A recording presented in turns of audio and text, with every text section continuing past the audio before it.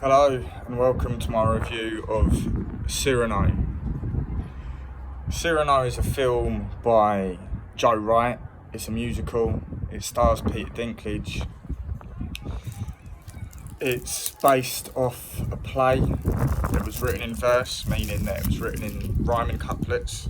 Not that all verse plays are written in rhyming couplets, but that's the schema the poet used. He was a French poet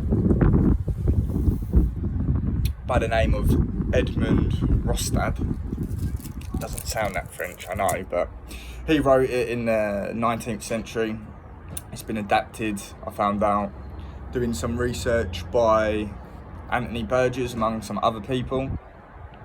And this is the latest, potentially the first screen adaptation of it. So this film, let me read the little summary as it reads on IMDb. So I like these summaries. I think I might start doing them more because they're only like 2 sentences long. So it says, too self-conscious to woo Roxanne himself, wordsmith Cyrano de Bergerac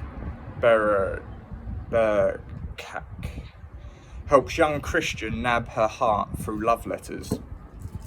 Essentially, Peter Dinklage, you'll know him as Tyrion from Game of Thrones, is a well-known poet in this French city, French town. He's also an amazing soldier. There are many scenes where he takes on about 10 people and he brucks them up. They come at him, he gets his sword out and he does damage. He's also, as I was saying, a poet, so he often speaks in iambic pentameter. I was in the cinema counting the syllables. Shall I compare thee to a summer's day? Shall I compare thee to a summer's day? You know, it sort of mimics heartbeat, da-dum, da-dum, da-dum. And yeah, the girl he loves, called Roxanne in the film, who's played by Hayley Bennett. She's a dead ringer for Jennifer Lawrence. My mate who I saw the film with thought it was Jennifer Lawrence, and when we got out, I said, sure she didn't look like Jennifer Lawrence, and he was like, it was, and I was like, nah, it definitely wasn't. She looks like a younger version. I don't know if she is younger, but they're very similar. Anyway, this Peter Dinklage Cyrano character absolutely adores her, but because he's a dwarf, he thinks she won't ever like him. However, they are good friends, and she appreciates his wit and wordplay. A soldier comes into the town, a noob, by the name of Christian, played by Kelvin Harrison Jr., a very attractive man, African-American actor. He comes onto the scene and this Roxanne is instantly attracted to him. She's sort of fallen in love with him due to his aesthetic beauty. She confesses this to Cyrano. He's obviously heartbroken by the news, as he is totally in love with her. She asks him to befriend Christian because he's in the same regiment. Cyrano's at the top of the army, this certain battalion. He's good friends with the actual general. You know, they're old pals, they go way back. And he begrudgingly says, of course, yeah, I'll look after him because, you know, you're asking me, and it's clear, and she knows that he'll do anything for her. He meets this Christian fella. Christian is, I wouldn't say, he's not like a jock, and you know what I mean, it's set in the 19th century France, but he's a handsome man. He's not very clever, plays on that trope. So the two team up because they both love her. This Christian fella sees her, she's very attractive, this Roxanne, and together they woo her.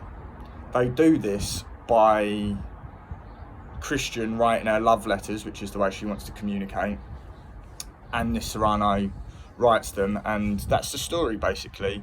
It's a story as old as time, one could say, because it's about somebody who fancies / loves somebody else, but knows or feels that because of their physical appearance, the idol of their admiration won't ever appreciate them. And for Cyrano, it's better if he can almost be like a cuck and vicariously kiss, touch, and be intimate with this Roxanne through Christian, then not at all. Christian's obviously going along with it. I mean, why wouldn't you? At one point, he tries to cut off Cyrano because he's like, look, you've taught me everything I know. But when he meets her, he soon realises his wit and his intelligence isn't of a suitable level, which makes her seem a little bit shallow, because she soon realises beauty isn't everything. As soon as she realises he can't speak with the level of eloquence required, she's disinterested. So, I mean, that says a lot about her. But again, it's a story. Things unfold. It's a musical as well. Lots of singing and dancing. Peter Dinklage's singing voice isn't that great, in my opinion, but it's all right. She's okay at singing. Hayley Bennett, the actress. Kelvin Harris Jr. is probably the best at singing of the three main leads. And it plays out. There's a war.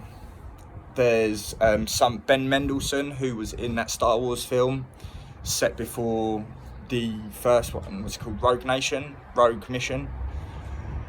He plays like a politician. He's like really close to the throne. He's in love with this Hayley Bennett as well. You know, quite creepy, quite full on. He wants her. He wants to marry her. He's in the way of both Dinklage and Harrison Jr. And it plays out like it plays out. As I said, it's based off an Edmund Rostad, if I'm pronouncing that right, probably butchering it, of a play that he wrote. In the play he wrote, Cyrano isn't a dwarf, he's just got a facial disfigurement. I think there's something wrong with his nose. I'm not sure what that's all about. I've never read the play. But I saw the film. If you like musicals, if you like love stories, if you like costume period pieces, it's probably the film for you. Would I see it again? Probably not. Probably not, no. But, like I say, musicals, period pieces, love stories, if that's your thing, poetry, if that's your thing, of course that is my thing, but, you know, it wasn't for me. But if those things are your bag, get involved. Thank you for listening, and see you soon. Cheers.